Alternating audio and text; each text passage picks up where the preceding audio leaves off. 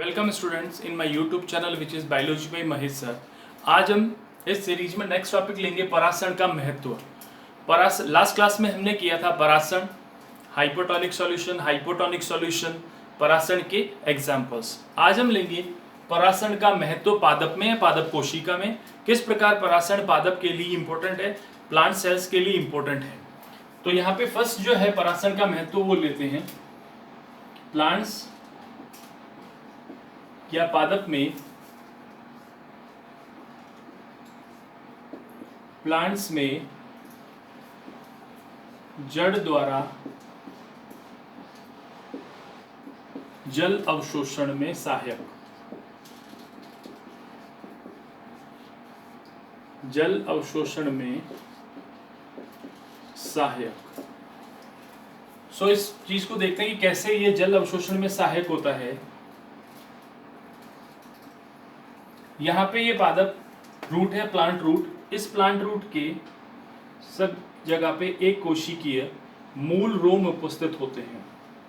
ये है मूल रोम, और यहाँ पे उपस्थित है सॉइल या मृदा, और इस मृदा कण के अंदर स्थित है जल।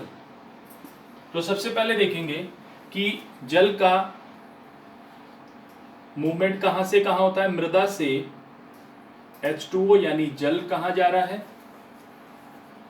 मृदा से जल जा रहा है एक कोशिकीय मूल रोम में, और प्रक्रिया का नाम है विसरण, डिफ्यूजन। अब जब ये मूल रोम में पहुंच जाता है, यानी कि ये रूट का जो मूल रोम है यहां तक ये जल पहुंचेगा, तो यहां से ये जल इस मूल की कोशिका में जाएगा। तो मूल रोम से, मूल यानी कि रूट की कोशिका, मूल कोशिका में जब ये जल जाएगा तो ये होगा परासरण द्वारा, अर्थात ये परासरण या ऑस्मोसिस का उपयोग करके जल को मूल रोम से मूल की या रूट की विभिन्न कोशिकाओं तक या पूरी जड़ तक पहुंचाने का कार्य कौन करेगा, परासरण करेगा। तो ये हुआ कि पादप में जड़ द्वारा जल का अवशोषण जो है वो विसरण और परासरण दो प्रक्रियाओं के द्वारा होता है। विसरण में मृदा से जल मूल रोम में जाएगा, और परासरण द्वारा मूल रोम से जड़ में जल जाएगा। तो ये पहला महत्व हो गया इसका। अब लेते हैं सेकंड इंपॉर्टेंस इसका।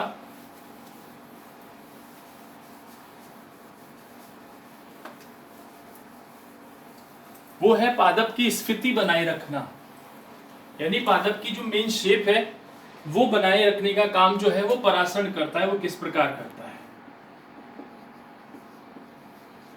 स्फीति या टर्जिडिटी बनाए रखना।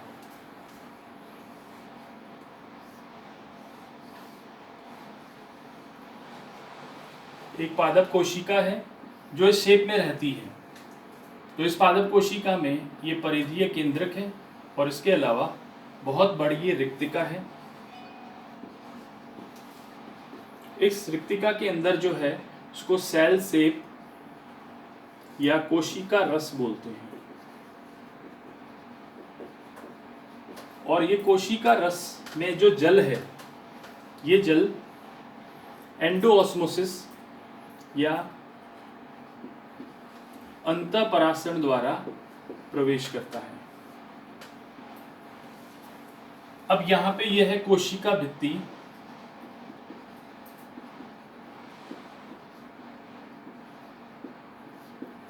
कोशिका भित्ति के द्वारा उत्पन्न दाब जो है वह कहलाता है भित्ति दाब या वॉल प्रेशर। और रिक्तिका के द्वारा उत्पन्न दाब कहलाता है कोशिका रस दाब या वैक्यूल प्रेशर या रिक्तिका दाब कहलाता है। तो यहां से ये दाब इस रिक्तिका पे डालेगा, और रिक्तिका यहां से दाब जो है वो भित्ति पे डालेगी। तो ये दोनों दाब, भित्ति दाब और कोशिका की रिक्तिका का दाब, दोनों जब इक्वल हो जाते हैं, समान हो जाते हैं, तो उस समय ये कोशिका की आकृति, पादप कोशिका की आकृति बनी रहती है। अगर ये दोनों दाब अनइक्वल हो जाएं, तो अनइक्वल होने पर या तो अगर रिक्ति का दाब अधिक होगा तो कोशिका यहाँ से बाहर की तरफ अतिवृद्धि के रूप में बन जाएगी, और अगर भित्ति दाब अधिक होगा तो ये अंदर की तरफ धंस जाएगी। तो ये कब होगा? जब दोनों दाब अनइक्वल होंगे। इक्वल होंगे तो ये शेप, ये आकृति बनी रहेगी। इसी को बोलते हैं स्फीति या टर्जिडिटी। तो ये सारी प्रक्रिया किसके द्वारा हो रही है? ऑस्मोसिस या अंतःपरासरण के द्वारा हो रही है। नेक्स्ट लेते हैं इंपॉर्टेंस इसका। थर्ड नंबर, जल का जड़ से पादप के विभिन्न भागों तक परिवहन का काम भी परासरण की सहायता से होता है।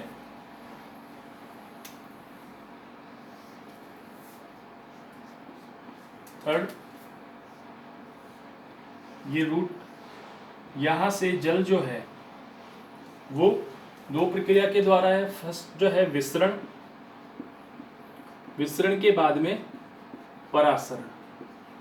तो परासरण तक जल यहां तक पहुंचेगा, ये इसके तने वाले भाग पे जल नहीं पहुंच पाएगा। तो तने और पादप के विभिन्न भागों तक जल पहुंचाने के लिए यहाँ पे एक प्रक्रिया होती है जिसको बहिर्परासरण, और इसी बहिर्परासरण से जल जो होगा वो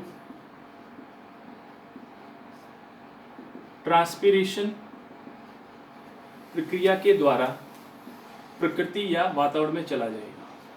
तो यहाँ पे जल के अणुओं की कमी होगी, और जल के अणुओं की कमी होने पर यहाँ पे चूषण दाब जो है वो उत्पन्न होगा, और यही चूषण दाब इस जल को लेके इन पत्तियों तक और पादप के विभिन्न भागों तक इस जल की सप्लाई करेगा, इस जल को पहुंचाएगा। तो यहाँ पे इस परासरण ने जल को जड़ के इस भाग तक पहुंचाया, और इस परासरण ने जल को विभिन्न पादपों के भागों तक पहुंचाया। तो ये इसका थर्ड महत्व है। जल का मृदा से पादप के विभिन्न भागों तक परिवहन और वितरण का काम जो है वो परासरण द्वारा होता है। अब लेते हैं नेक्स्ट, नंबर 4 महत्व,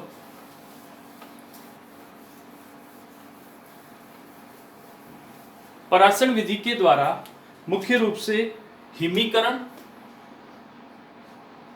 दो पार्ट हैं।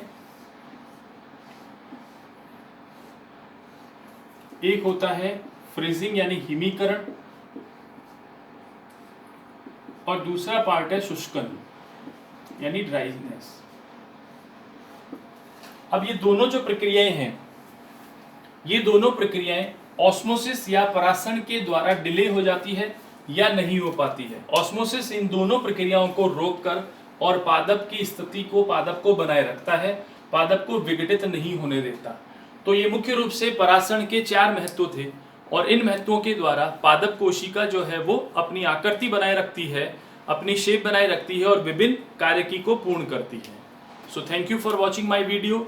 इन नेक्स्ट क्लास हम देखेंगे इसमें प्लाज्मोलाइसिस और दूसरे टॉपिक।